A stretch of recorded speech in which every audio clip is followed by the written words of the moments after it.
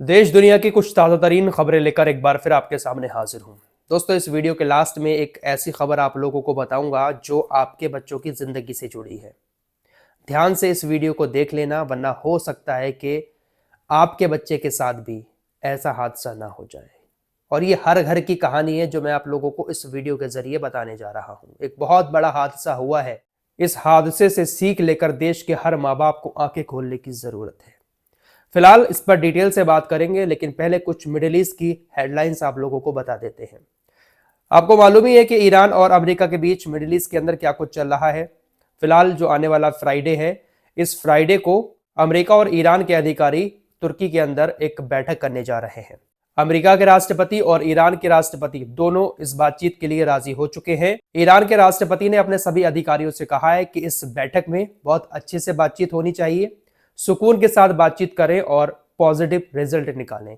यानी ईरान के राष्ट्रपति भी चाहते हैं कि अमेरिका के साथ मिडिल ईस्ट में तनाव पैदा ना हो, बातचीत के जरिए ही हल निकल जाए तो ज्यादा बेहतर है। लेकिन आप तो जानते ही हैं कि अमेरिका अपनी ही बात मनवाता है हर देश से। अब ऐसे में देखते हैं कि तुर्की के अंदर जो बातचीत होगी उसमें अमेरिका ईरान की किसी बातों पर राजी होगा या सिर्फ अपनी ही बातें रखता रहेगा। फ्राइडे को यह बैठक होने वाली है। लेकिन दोस्तों, इसी बीच इजराइल की तरफ से इस बैठक को खत्म करने की पूरी कोशिशें की जा रही हैं। इजराइल किसी न किसी जरिए ये चाह रहा है कि ईरान और अमेरिका के बीच बातचीत ना हो। बातचीत होती है और पॉजिटिव रिजल्ट आता है, लड़ाई खत्म हो जाती है, तो इजराइल को इसमें नुकसान होगा। इजराइल चाहता है कि अमेरिका ईरान के साथ लड़ता रहे ताकि ईरान परमाणु हथियार ना बना पाए। फिलहाल चैनल 12 जो है इजराइल का, उसकी तरफ से इस बात को कंफर्म किया गया है। इजराइल की तरफ से अमेरिका और ईरान की बातचीत को खत्म करने की बहुत सारी कोशिशें की जा रही हैं। इन्हीं कोशिशों में मनगढ़ंत बातें भी सामने आ रही हैं। कल एक खबर आई कि जो अरब सागर में अमेरिका का यूएसएस विमान वाहक पोत इब्राहिम लिंकन मौजूद है, वहां पर ईरान ने एक ड्रोन अटैक किया। हालांकि इस ड्रोन अटैक के बारे में अभी तक ना तो ईरान की तरफ से कुछ कहा गया और ना ही अमेरिका की तरफ से, लेकिन आग में घी डालने का काम इजराइल कर रहा है कि देखिए, एक तरफ बातचीत की जा रही है, दूसरी तरफ ईरान अमेरिका के विमान वाहक पोत पर ड्रोन अटैक कर रहा है। दरअसल आपको मालूम ही है कि अमेरिका का विमान वाहक पोत मिडिल ईस्ट में पहुंच चुका है। हालांकि लोकेशन कहां होती है पता नहीं चल पाता, लेकिन अरब सागर में इब्राहिम लिंकन की मौजूदगी की खबरें आ रही हैं। ऐसी खबर आई कि ईरान का जो शाहिद 139 ड्रोन है वो इब्राहिम लिंकन तक पहुंच गया। जैसे ही वहां पर ड्रोन को उड़ता हुआ देखा तो अमेरिका की नेवी ने F-35C फाइटर जेट से ईरान के उस शाहिद ड्रोन को मार गिराया। दोस्तों, ईरान का ये जो ड्रोन अमेरिका के विमान वाहक पोत तक पहुंचा था, इससे एक बात का भी खुलासा हो रहा है कि शायद चाइना जो निगरानी कर रहा है सैटेलाइट के जरिए मिडिल ईस्ट की, उसी निगरानी के जरिए शायद चाइना ही लाइव लोकेशन हर चीज की ईरान को साझा कर रहा है। इसीलिए ईरान का ड्रोन अमेरिका के विमान वाहक पोत की लाइव लोकेशन लेकर वहां तक पहुंच गया। अमेरिका मिडिल ईस्ट में अपने हथियार, अपने जहाज तैनात तो करता है, लेकिन लोकेशन का पता नहीं लग पाता है। फिलहाल अब ऐसी खबरें आ रही कि जब बातचीत का दौर शुरू होने वाला है, तो अब अमेरिका अपने विमान वाहक पोत यूएसएस इब्राहिम लिंकन को अरब सागर से तकरीबन 1400 किलोमीटर दूर ले गया है। अदन की खाड़ी जो है वहां पर अब उसने अपने इब्राहिम लिंकन को तैनात कर दिया है।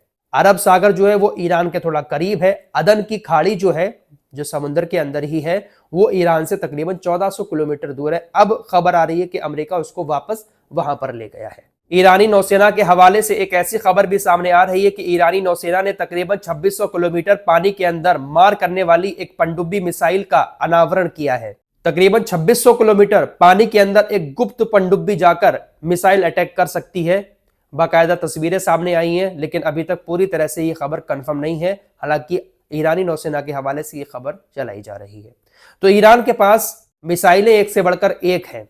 लंबी दूरी की मिसाइलें भी हैं, पानी में मार करने वाली मिसाइलें भी हैं, और ये सारी जानकारी अमेरिका को है। इसीलिए शायद अमेरिका ईरान के साथ बातचीत करने के लिए राजी हुआ है, वरना अमेरिका इतनी आसानी से किसी से बातचीत करता नहीं है। एक खबर कतर को लेकर भी चल रही है कि कतर ईरान को अरबों डॉलर देने की पेशकश कर रहा है। बदले में कतर चाहता है कि अमेरिका के साथ ईरान परमाणु समझौते पर हस्ताक्षर कर दे। परमाणु समझौता हो जाएगा तो फिर ईरान परमाणु हथियार नहीं बना पाएगा। हालांकि इस खबर को भी मैं पूरी तरह से कंफर्म नहीं कर रहा हूं, लेकिन जब खबर आती है तो कुछ ना कुछ तो उसमें सच्चाई होती है। कतर बिचौलिया देश बनना चाह रहा है, जैसे गाजा में इसराइल और हमास के बीच बिचौलिया बना था, ऐसे ही ईरान और अमेरिका के बीच भी कतर बिचौलिया बनना चाहता है। अमेरिकी न्यूज चैनल CNN की रिपोर्ट के मुताबिक इसराइल अमेरिका के सामने एक और शर्त रख रहा है। इसराइल का कहना है कि आप जो बातचीत करने जा रहे हैं ईरान के साथ, उस बातचीत में आपको ईरान के सामने एक और शर्त यह रखनी होगी कि ईरान का जो मिसाइल प्रोग्राम है ईरान उसको भी बंद करेगा, यानी ईरान मिसाइलें बनाना भी बंद करेगा। अगर ईरान इसके लिए राजी होता है तो ठीक है, और अगर ईरान इस बात पर राजी नहीं होता है तो इजराइल फिर ईरान के ऊपर एक तरफा हमला करेगा, भले ही अमेरिका उसमें साथ दे या ना दे। कुल मिलाकर बात यह है कि इजराइल ये चाहता है कि ईरान मिसाइलें ना बनाए, अमेरिका यह चाहता है कि ईरान परमाणु हथियार ना बनाए। इन दोनों का मकसद यही है कि जिस तरह से और अरबी देशों को गुलाम बनाकर रखा हुआ है हमने, ऐसे ही ईरान को भी गुलाम बनाकर रखे। इजराइल को ईरानी मिसाइलों को बहुत ज्यादा डर है, क्योंकि पिछले साल जो तबाही मचाई है ईरानी मिसाइलों ने इजराइल के अंदर, नेतन्याहू घबराया हुआ है। कल ईरान की राजधानी तेहरान के जन्नत बाजार में एक बड़ा धमाका हुआ। धमाके के साथ धुएं के गुब्बार उठे और गुब्बार इतने ज्यादा थे कि बहुत सारे इलाके के घरों में धुआं घुट गया। हालांकि विस्फोट क्यों हुआ, इसके पीछे की वजह क्या रही, अभी तक जानकारी सामने नहीं आई है, लेकिन धमाका बड़ा था। हालांकि इस धमाके में किसी के हताहत होने की खबर सामने नहीं आई है। तो ईरान के अंदर ऐसे धमाके आए दिन होते रहते हैं। अब ये धमाके कौन करता है, कैसे होते हैं, मोसाद के एजेंट तो बहुत ज्यादा एक्टिव हैं ही ईरान के अंदर। हो सकता है कि उन्हीं के जरिए ईरान के अंदर कुछ ना कुछ खुराफात की जाती हो। लीबिया के शासक मुअम्मर गद्दाफी का नाम तो आपने सुना ही होगा। उनके बेटे सैफ अल इस्लाम गद्दाफी की कल मौत हो गई।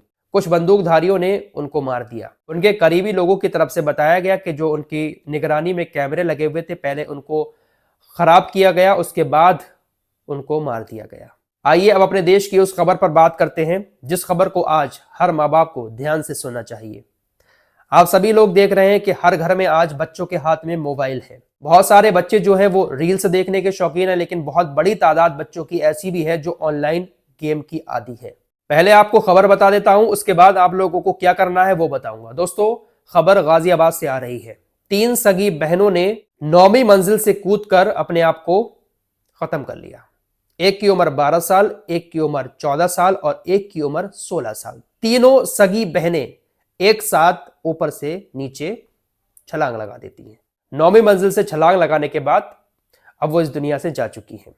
हुआ क्या इन 3 बहनों के साथ? दरअसल ये तीनों बहनें पिछले 3 साल से एक कोरियन गेम खेल रही थी। ये जो कोरियन गेम था, रिपोर्ट्स के मुताबिक ये टास्क बेस्ड गेम था, यानी इस गेम में कुछ टास्क दिए जाते थे सामने वाले को। अब जब बच्चा कोई भी ऐसा गेम खेलता है जिसमें टास्क दिए जाते हैं और 1-2 टास्क जब वो पूरे करता है तो उसको ऐसी लत लग जाती है कि मैं इस गेम को पूरा करके मानूंगा। टास्क बढ़ते रहते हैं, बच्चा उस टास्क को पूरा करता रहता है और फिर एक टाइम ऐसा आता है कि बच्चा उस गेम का इतना आदी हो जाता है, टास्क पूरा करने के चक्कर में ऐसा उसके ऊपर भूत सवार हो जाता है कि फिर वो किसी की नहीं सुनता। पिछले 3 साल से एक कोरियन गेम खेल रही थी ये तीनों बहनें। इनके माता पिता मना करते थे, डांटते भी थे, लेकिन ये उनकी नहीं सुनती थी। जो खबरें सामने आ रही हैं उसके मुताबिक तीनों बहनें हर काम एक साथ करती थी, कमरे में बंद होकर रात को गेम खेलती थी। रात 2 बजे की घटना है, तीनों बहनें गेम खेल रही थी। अचानक से न जाने क्या हुआ, तीनों बहनें बालकनी में जाती हैं और एक दूसरे का हाथ पकड़कर नीचे छलांग लगा देती हैं। लड़कियों के कमरे में एक डायरी भी मिली जिसमें लिखा था कि पिताजी, हम इस कोरियन गेम से बहुत ज्यादा प्यार करते हैं, हम इसको छोड़ नहीं सकते।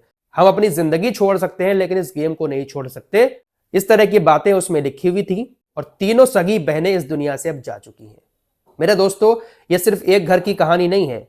ये जो टास्क बेस्ड गेम होते हैं जिसमें टास्क दिए जाते हैं, इससे पहले भी एक गेम चला था विलू वेल नाम का, उसमें भी लोग अपने आप को काट रहे थे, चीर रहे थे, बहुत सारी चीजें उसमें भी आई थी ऐसी सामने। अगर आप अपने बच्चे को मोबाइल दे रहे हैं तो अपने बच्चे के मोबाइल की समय समय पर निगरानी भी करते रहें। बच्चे के दिमाग पर किसी चीज को हावी ना होने दें। अरे बच्चा है, आपके कंट्रोल से बाहर थोड़ी ना हो जाएगा। बच्चे को लत तभी लगती है जब आप उसको छूट देते हैं।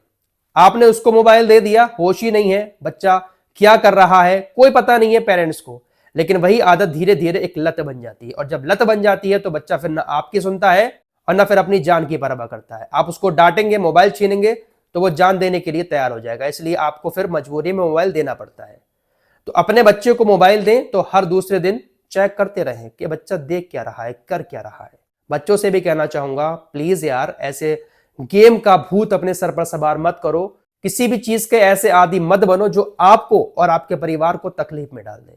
बाकी सरकार को भी इस तरफ ध्यान देना चाहिए। जो टास्क वाले गेम चल रहे हैं, जिसमें टास्क दिए जाते हैं कि अब ऐसा करो, अब वैसा करो, बच्चा करता रहता है, लत लग जाती है, नशा सवार हो जाता है। सरकार को भी इस तरफ ध्यान देना चाहिए, ऐसे सभी गेम्स को बंद करना चाहिए। सोशल मीडिया पर जो गेमिंग चैनल खोले हुए बैठे हैं लोग, हर बच्चा उनकी तरह बनना चाहता है कि अरे हम भी गेम खेलेंगे, पैसे कमाएंगे। तो इन सारी चीजों पर लगाम लगनी चाहिए। फिलहाल इस रिपोर्ट में इतना ही। कुछ और खबरों के साथ फिर हाजिर होऊंगा। अपना ख्याल रखिएगा। अल्लाह हाफिज।